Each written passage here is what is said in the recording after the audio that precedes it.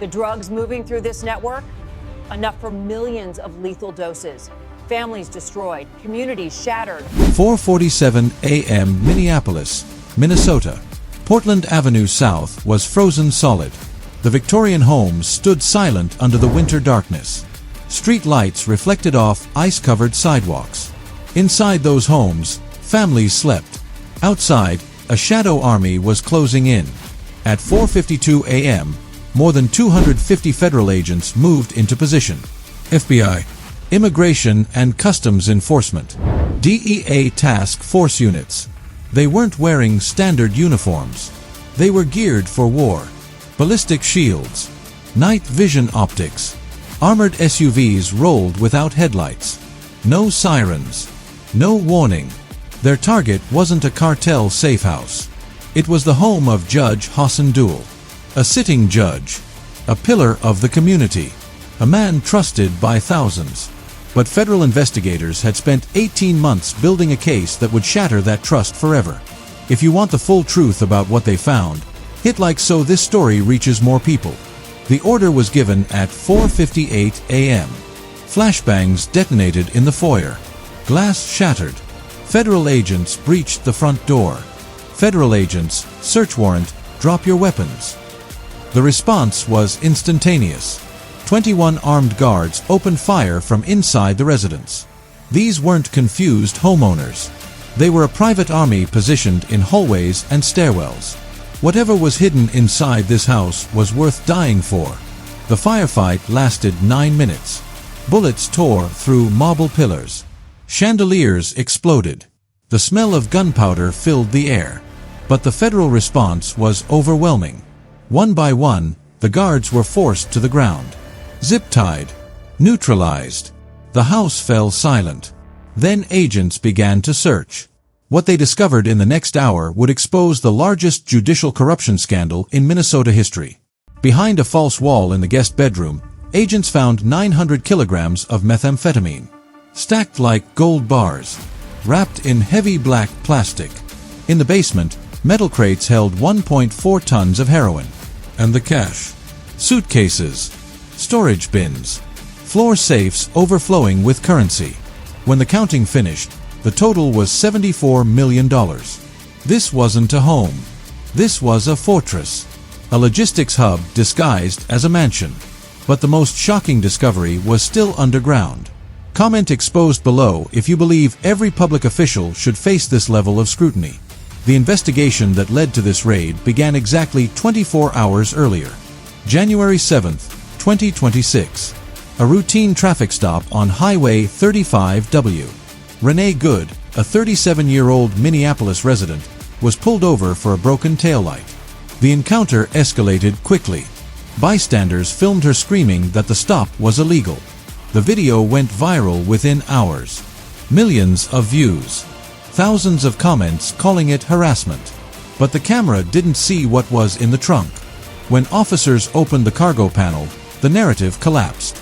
Inside was 80 kilograms of high-purity methamphetamine. Next to it sat $2.3 million in vacuum-sealed cash. This wasn't a civilian having a bad day. This was a courier moving a shipment worth millions. Under interrogation, Good didn't crack immediately. But her phone did. Forensic analysts extracted encrypted messages, travel logs, financial transfers. Every data point led to one person, Judge Hassan Dul. The financial team dug deeper. What they found was staggering. In the last 5 years, $417 million had moved through shell accounts linked to the judge. Think about that number. $417 million. There is no legal way for a public servant to generate that kind of wealth. The money moved through 3 continents. Europe, the Middle East, East Asia. Every transfer coincided with major drug rulings in Dul's courtroom. When defendants with cartel ties appeared before him, evidence was suppressed. Sentences were reduced. Delays were granted. The judge wasn't impartial. He was on the payroll. Type yes if you're ready to see how deep this corruption goes. Federal command realized they were dealing with a super facilitator. A man who used his legal authority to guarantee the safety of narcotic shipments. But they had one major problem. They knew the judge was corrupt. They knew he was moving money. But they didn't know where the product was stored. A residential house shouldn't be able to process tons of narcotics. That's when the tactical team deployed high-altitude thermal imaging drones. 3 hours before the raid, drones flew over the judge's property. They were looking for heat signatures, anomalies that didn't match the building's footprint. What they found made no sense. The ground behind the detached garage was glowing hot on the infrared spectrum. Massive airflow venting from beneath the frozen soil. It wasn't a sewer line. It was a ventilation system for something buried underground. The drone intelligence was accurate. After securing the house, agents moved to the garage. They cleared snow and debris to reveal a hydraulic lift system hidden in the concrete floor. When they activated it, the slab slid back. A gaping reinforced tunnel entrance appeared. This wasn't a crude escape route. It was industrial infrastructure. Lighting, ventilation, a conveyor system designed to move product. The tunnel ran 200 feet beneath the property. It was a command bunker designed to survive a war. Ask yourself this. If a sitting judge can build a fortress like this without anyone noticing, how deep does the corruption really go? Hit like if you demand transparency from every public official. While the physical evidence was being catalogued, the Cyber Warfare Division was fighting a different battle upstairs.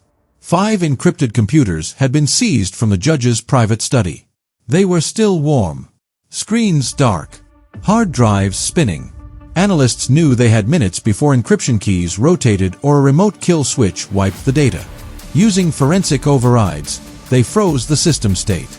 What they saw on the monitors made their blood run cold.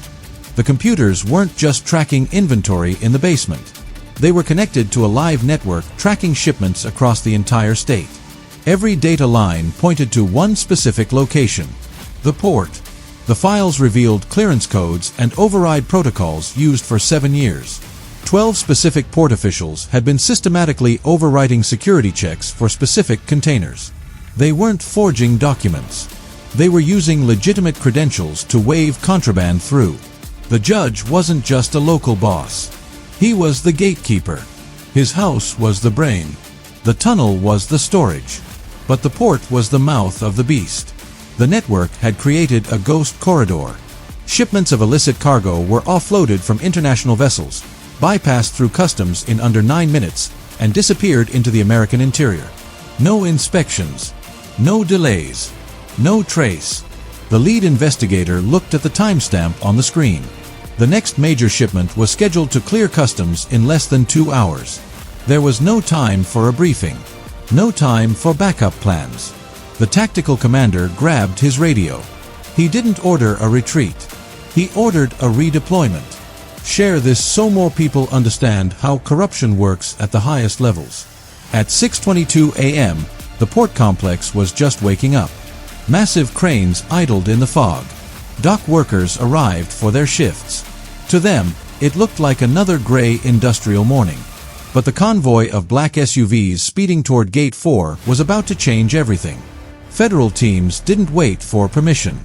They smashed through security barriers, tires screeching on wet asphalt. The element of surprise was their only advantage. Agents split into 3 waves. Team Alpha secured the customs office. Team Bravo swept the bonded warehouses.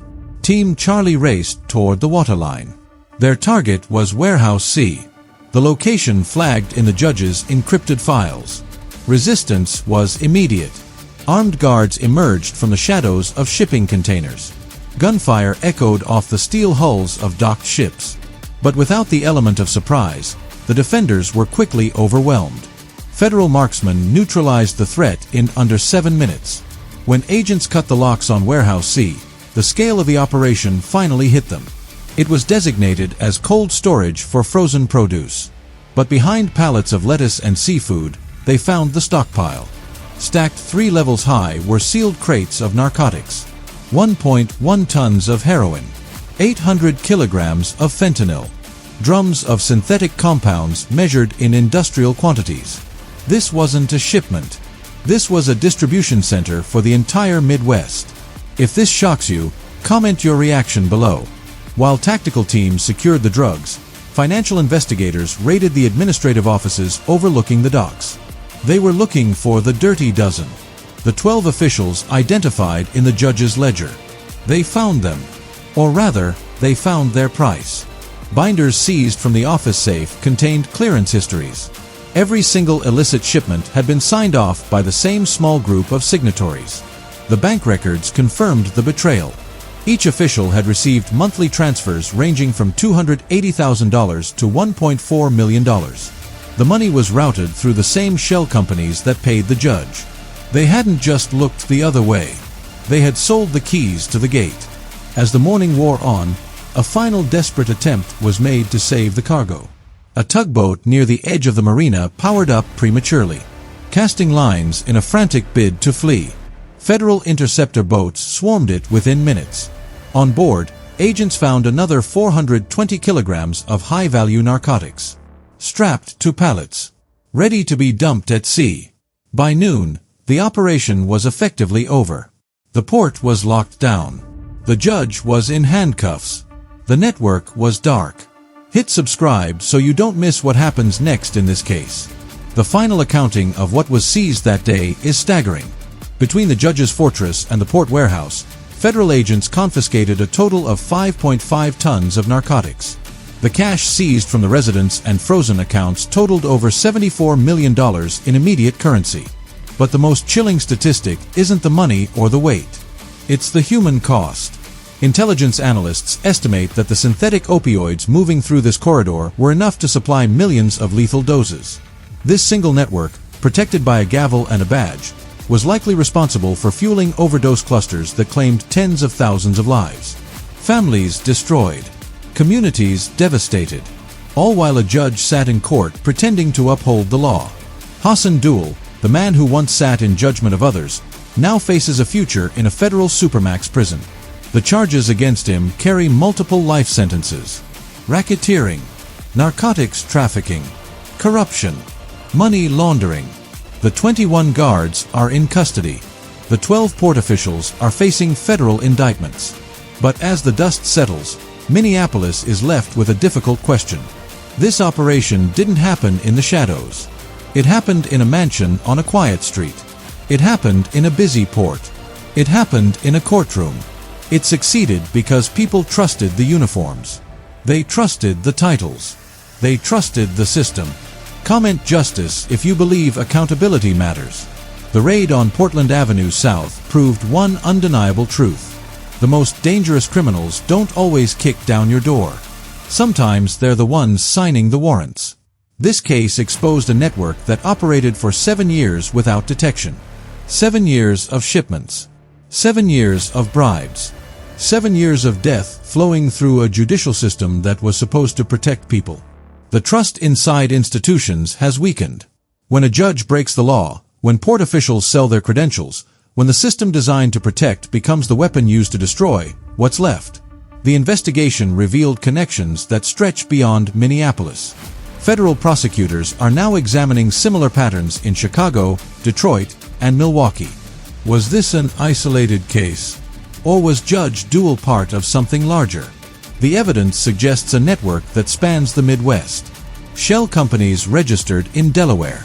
Offshore accounts in the Cayman Islands. Wire transfers routed through intermediaries in Dubai and Singapore. This wasn't amateur hour. This was a sophisticated criminal enterprise that weaponized the American justice system. Share this video before it's buried. The trial is scheduled to begin in April 2026. Federal prosecutors have indicated they will seek the maximum penalty for every defendant. But convictions won't erase the damage. The families who lost loved ones to overdoses. The neighborhoods that became war zones. The children who grew up without parents. That damage is permanent. What this case does provide is a warning. Corruption doesn't announce itself. It doesn't wear a mask or carry a gun. It wears a suit. It carries a briefcase. It sits behind a desk and signs documents that destroy lives. The residents of Portland Avenue South woke up that Tuesday morning to the sound of flashbangs and shouting. They had no idea their neighbor was running a criminal empire. How many other neighborhoods are sleeping next to monsters they don't recognize? If you believe justice is worth fighting for, hit like now. We will continue to track the trial of Judge Hassan Dul and the exposure of the remaining political connections. The full breakdown of court documents will be released as they become public. The financial records, the communications, the entire scope of the network. This is only the beginning. The fight for accountability continues. The fight for transparency continues. The fight for a system that actually protects people instead of preying on them continues. Until then, stay safe and stay vigilant. Because the most dangerous threat isn't always the one you can see coming.